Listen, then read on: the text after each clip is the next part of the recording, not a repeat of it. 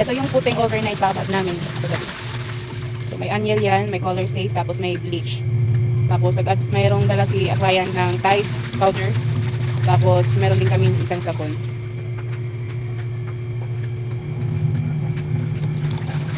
So ito yung mga binabad namin overnight katabi.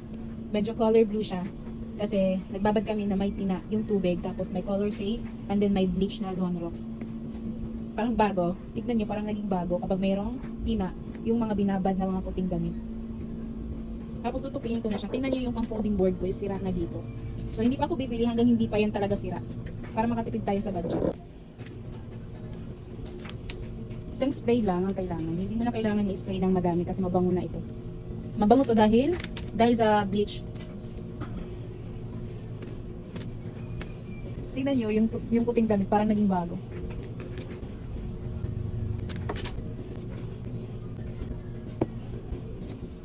Kahit isang spray, kailangan yung spray nyo, ito bigay lang sa akin yung spray na to. Kailangan yung spray nyo is maliit lang para hindi sayang kasi kapag malaki yung spray mo is marami yung binubuga. So kapag ganito maliit lang is nakakatipid ka. Tapos kailangan nasa loob. Kasi kung nasa labas yung spray mo is sasabay lang yan sa hangin. So sayang, di ba? So kapag mag-spray talaga is sa loob. Kapag mag-spray naman kayo is dapat dito sa may leeg. Diba usually tayo kapag may binabango tayong damit, yung usually nating inaamoy is dito. Wala, nakalimutan ko pala. Nag-chat si client sa akin na hindi ko daw lalagyan ng finishing spray yung mga damit nila. So nakalimutan ko. Kaya hindi na ako maglalagay ng finishing spray at diretso pa na to. Pero kung mababango nyo, maamoy nyo na personally is mabango na siya. Dahil sa Fabcon and then sa dahil sa Zonrox colors. Pero ito, i-sprayin ko lang. Hindi lang yung damit. Okay lang siguro to i-sprayin, basta hindi lang yung damit. Kasi sabi ni client is, amoy pang babae daw. Since yung mga nagsusot naman ito, since yung mga kapatid niya is lalaki.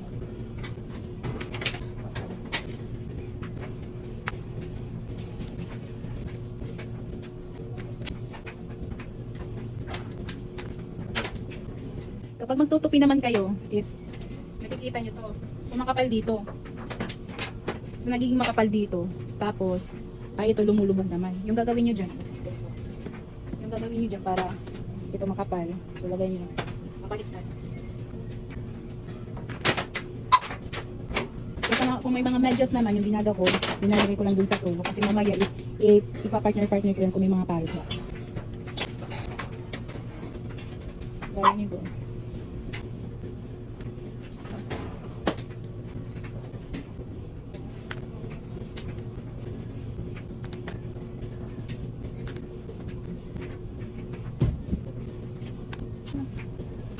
Pero malimagin niya kung ano siya rin. Sige natin yung...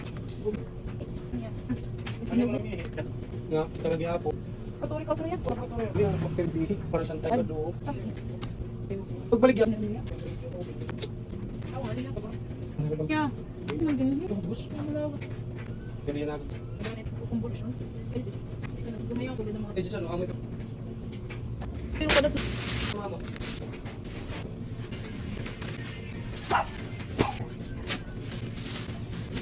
Kapag merong mga medyas, patungan lang natin ng damit. Tapos, ganito ko siya kalin para nahawakan naman ng mga customer namin.